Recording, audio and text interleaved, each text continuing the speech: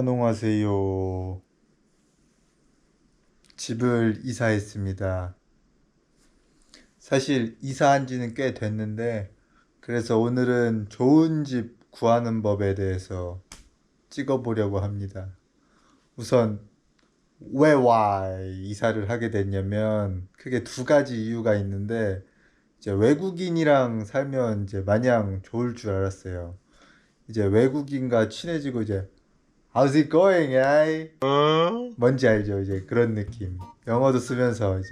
근데 이제 먼저 집이라는 게 편해야 된다고 생각하는데 쉐어하우스라는 게 당연히 이제 불편함을 어느 정도 감수하고 살아야 되거든요. 그래가지고 첫 번째가 아침잠이 좀 있는 편인데 아침마다 시끄러워서 잠을 잘 수가 없어요. 아침에 한 7시부터 앵무새가 일어나서 이렇게 아침부터 놀아달라고 물어가지고 그 다음에는 방에서 막 클럽처럼 누가 막 빵빵 틀면서 청소기 돌리는 소리가 그래서 이사한 것도 있고 두 번째는 호주 여름 브리즈번 여름은 이제 미친 듯이 더운데 이제 낮에 거의 40도 정도까지 올라간단 말이죠. 이제 에어컨이 없으니까 이제 도저히 버틸 수가 없는 거예요. 이 찜통 속에서. 그래서 아침에 보통 5시부터 해가 뜨는데 그때부터 이렇게 싹 이제 더운 기운이 이제 몸을 덮칩니다. 그래서 진짜 장난 아니고 더워서 에어컨이 없어서 그래서 이사를 했습니다. 에어컨 없는 집은 Nope. 절대 픽하지 마세요. 사실 또 이제 쉐어는 하기 싫고 이제 나만의 집이 있으면 좋겠다 싶은 생각에 렌트를 알아봤단 말이죠. 지금도 렌트를 하고 싶은 분들이나 알아보고 싶은 분들은 분명 있을 거란 말이에요. 렌트의 장점은 일단 소음이 없고 개인적인 생활 공간이 생기는 동시에 나만의 집이 생긴다라는 장점. 만약에 쉐어생까지 자기가 구한다면 오히려 돈을 더 벌 수도 있다. 하지만 단점도 있는데 이제 가구와 집기 등 이제 사야 하는 그런 게 많기 때문에 예산이 좀 더 많이 든다. 집값으로 나가는 돈이 쉐어하우스보다 당연히 이제 비쌀 수밖에 없어요. 그만큼 이제 지출을 많이 해야 되기 때문에 특히 호주는 이제 민영화가 되어 있기 때문에 가스, 전기 뭐 하여튼 그런 것들이 비싸서 이제 한 달에 한 200에서 300달러 정도 드는 걸로 저는 알고 있거든요. 그러니까 중요한 건 이제 그리고 중요한 건 렌트는 까다로워서 제출할 서류가 많아요. 그 중에 이제 뭐 렌트 이력도 있어야 되고 이제 일정 수입을 이제 자기가 벌고 있다는 그런 잔고 같은 걸 또 증명도 해야 되고 아니 근데 처음 왔는데 렌트 이력이 어떻게 있냐고. 이게 학생 비자나 그래서 워홀 비자 같은 경우에는 그래서 렌트는 이제 할 수 있는 가능성이 좀 낮다라고 보시면 됩니다. 그렇다고 뭐 아예 뭐 못 산다, 뭐 렌트를 할 수 없다는 아니고 일단 저는 포기했고 그래서 아직도 고통받으며 살고 있나 하면 Nope. 지금부터 설명드리겠습니다. 호주에는 쉐어 구하는 사이트가 몇 개가 있는데 그 중에서 이제 추천하는 거는 이제 3개 사이트고 다른 사이트를 추천 안 하는 이유는 여기 호주가 일처리가 너무 늦어요. 이렇게 느긋느긋하고 집주인한테는 거의 한 일주일 정도 답장을 받은 경우도 있어요. 이제 디테일하게 어떻게 들어가는지 사기 안 당하는 법까지 알려드릴 테니까 그대로 따라 하시면 됩니다. 첫 번째는 페이스북 마켓플레이스인데 웬 유행지난 페이스북이라고 이제 요즘 아직도 페이스북 하는 사람이 있나 라고 할 수 있습니다. 하지만 호주는 아직도 엄청 활발하고 여기서 차도 팔고 집도 구하고 말 그대로 이제 호주의 당근 마켓이라고 보시면 돼요. 여기 이제 사는 친구들도 너 인스타 해? 뭐 해? 이거보다 너 페이스북 해? 라고 먼저 물어봅니다. 자, 이제 본격적으로 어떻게 들어가냐면은 페이스북 마켓플레이스를 먼저 접속해 줍니다. 쉐어하우스를 눌러서 원하는 지역 이제 가격 설정을 하시고 찜해 두시고 컨택해 보시면 됩니다.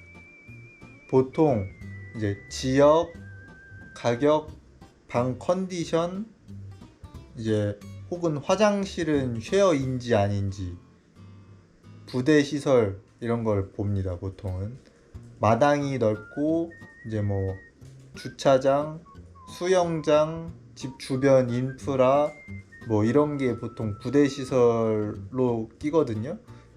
인스펙션 한다고 해서 무조건 그 집에 살아야 된다는 부담감은 안 가지셔도 되고, 저는 임시숙소 살고 있는 돈이 아까워서 3, 4일 만에 후다닥 그냥 결정해서 첫 번째 집에서 그냥 바로 결정을 했습니다.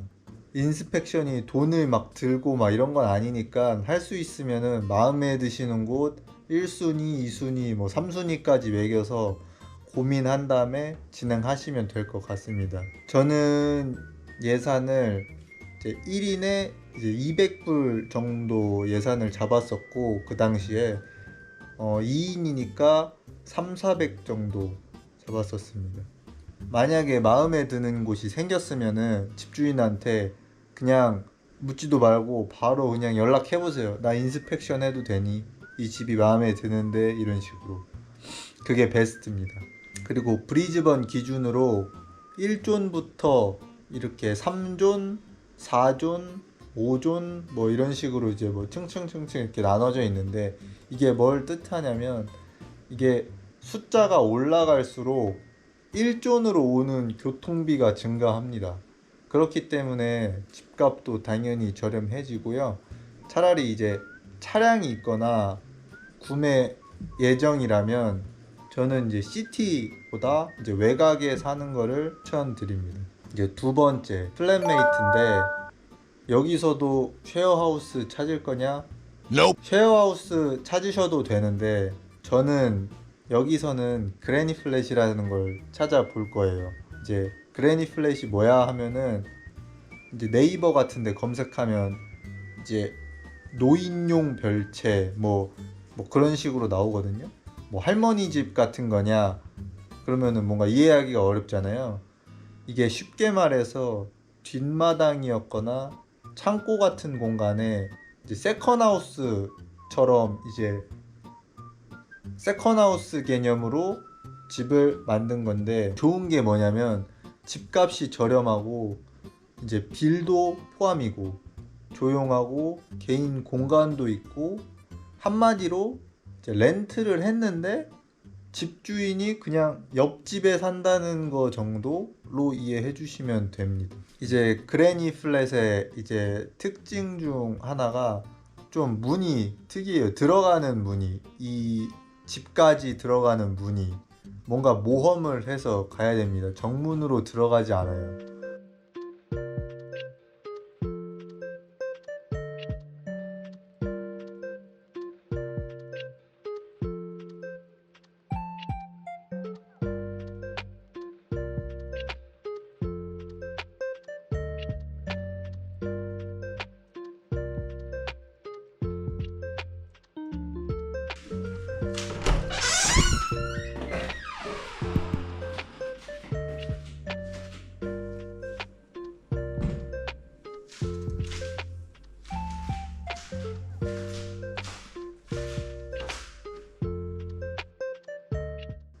제가 지금 여기 2인 300에 거주하고 있는데 이것도 굉장히 저렴한 편이고, 여기도 앵무새를 키우긴 하는데 다행히 앵무새는 2층에 살고 있어가지고 소음은 전혀 없고, 집주인 부탁 받아서 몇 번 밥이랑 물 정도 갈아준 적 있습니다.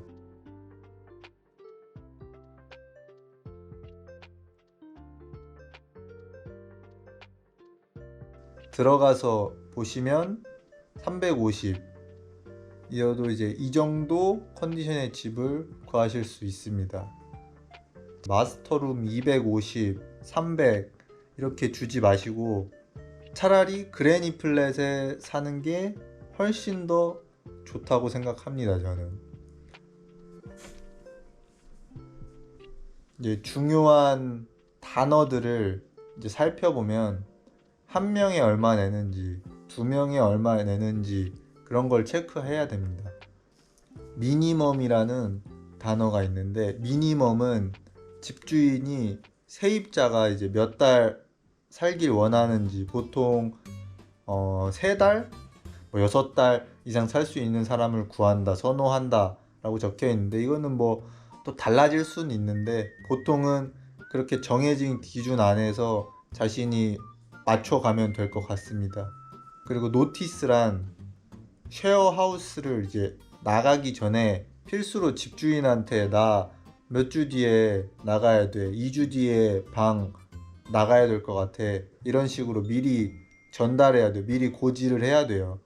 저는 일주일 전에 말했는데도 다행히 오케이 해줘가지고 하고 싶은 대로 하라면서, 근데 아쉽다면서 울상을 짓던 표정이 생각이 나네요.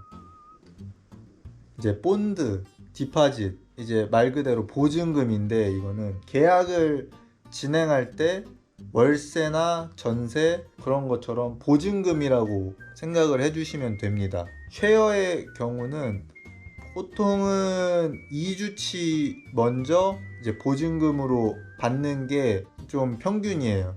여기서는 뭔가 이제 손해를 끼치지 않으셨다면 이건 어차피 내가 방을 뺄 때 다시 돌려받으니까 크게 걱정을 안 하셔도 됩니다.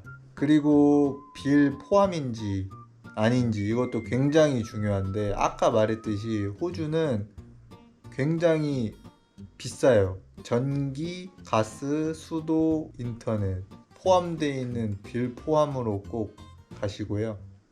그리고 세 번째, 한인 쉐어인데 그냥 말 그대로 한국 분들하고 같이 거주하는 거죠. 다른 거는 뭐 다 똑같고 장점과 단점만 빠르게 짚겠습니다. 장점, 원활한 소통. 단점, 영어를 아예 안 쓴다. 장점, 생활 습관과 식습관이 다르다. 단점, 한국인지 외국인지 헷갈릴 수 있다. 여기서 제일 중요한 거, 이제 사기를 당하지 않으려면 어떻게 해야 되는지 알려드리겠습니다. 호주 오기 전에 이런 고민을 보통 하거든요. 이제 백패커스나 임시숙소 그런데 사는 돈이 아까워서 그냥 한국에서 먼저 연락을 해서 보증금 입금하고 집 예약을 걸어둘까? 절대 하시면 안 됩니다. 이런 보통 여기 호주는 개인 간의 거래를 할 때 현금 거래를 좀 선호하기 때문에 차량이든 집이든 입금 먼저 해주시면 뭐 예약해 드릴게요, 저희가 뭐 그 집 먼저 이제 살게 예약해 드리겠다, 뭐 이런 식으로나 만약에 하게 되면은 입금했다가 몇 배, 몇십 배 돈을 잃을 수도 있습니다. 도착해서 집주인 얼굴 보고 직접 인스펙션 해서 천천히 하셔도 됩니다. 그리고 두 번째가, 아직도 썰룸이라든지 거실 쉐어, 닭장 쉐어 하는 곳이 아직도 있더라고요. 찾아보니까 진짜 아직도 있어가지고, 그게 뭐냐면 썰룸은 베란다를 개조해서 만든 거예요. 그러니까 더울 때 덥고 추울 때 오지게 춥습니다. 심지어 거기는 독방이라고 비용도 더 비싸요. 가지 마세요. 이제 거실 쉐어는 말 그대로 거실에서 생활하면서 자는 겁니다. 이제 닭장 쉐어는 한 방에 3, 4명씩 들어가서 이제 생활하는 건데, 이것도 왜 하지 말라고 하냐면은 일단 방도 좁고 그냥 기숙사 생활한다고 보시면 돼요. 심지어 한인 에이전시에서 농장이나 공장 뭐 일 넣어주겠다면서 이제 필수로 그런 곳에 살아야 된다고 적혀 있는 곳이 있어요.